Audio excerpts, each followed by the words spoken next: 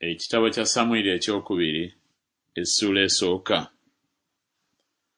Awo olwatuuka Sawulo ng'amaze okufa, Dawudi ng'akomyewo ng'amaze okutta Abamaleki, era Dawudi ng'amaze ennaku 2 e Zikulaagi.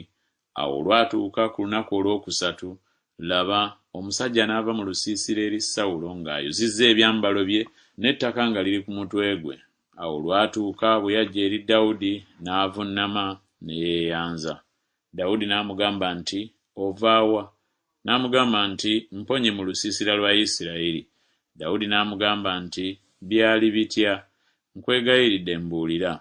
N'addamu nti, "Abantu badduse mu lutalo era n'abantu bangi bagudde bafudde, ne Sawulo ne Yonasaani mutabani we bafudde nabo." Dawudi n'agamba omulenzi eyamubuulira nti, "Omanyira ku ki nga Sawulo ne Yonasaani mutabani we bafudde?" Omulenzi eyamubuulira n'ayogera nti, "Bwe nali ndi awo ku lusozi Girubowa, laba, Sawulo ne yeesigama ku ffumu lye. Awo laba, amagaali n'abeebagala embalaasi ne bamucocca. Awo bwe yakebuka n'andaba n'ampita, ne nziramu nti, Nze nzuuno. N'aŋŋamba nti, Gwani? Ne muddamu nti, Nze ndi Mwamaleki.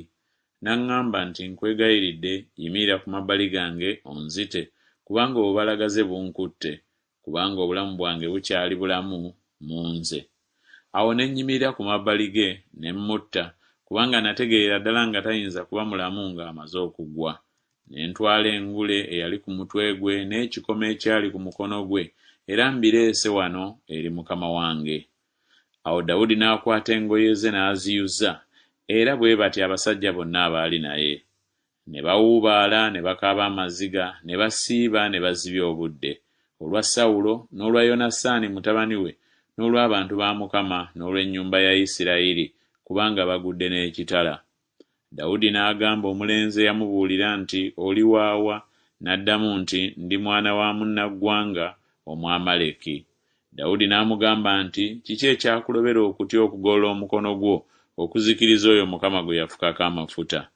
Dawudi n'ayita omu ku balenzi n'ayogera nti, "Sembera omugweko."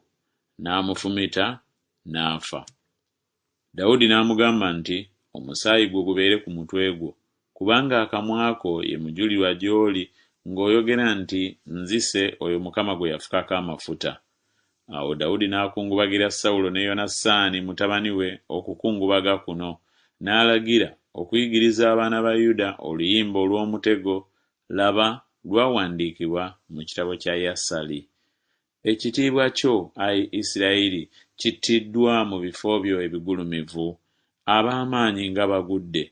Temukibuuliranga mu Gaasi, temukyatulanga mu nguudo za Asukulooni. Abawala b'Abafirisuuti baleme okusanyuka, abawala b'abatali bakomole baleme okujaguza.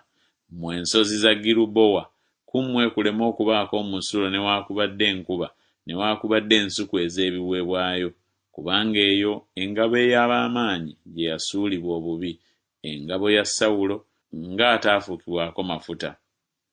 Omutego gwa Yonasaani tegwakyukanga nnyuma okuva ku musaayi gw'abattibwa ku masavu g'ab'amaanyi, n'ekitala kya Sawulo tekyakomangawo nga kyereere. Sawulo ne Yonasaani baali balungi era baakusanyusa mu bulamu bwabwe, ne mu kufa kwabwe tebaayawulibwa. Baali bambiro okusinga empungu, baali b'amaanyi okusinga empologoma.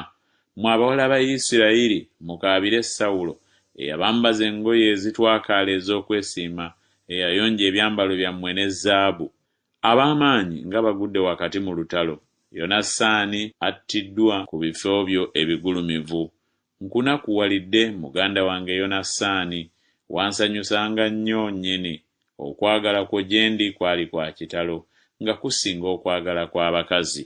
Ab'amaanyi nga bagudde, n'ebyokulwanyisa nga bizikiridde.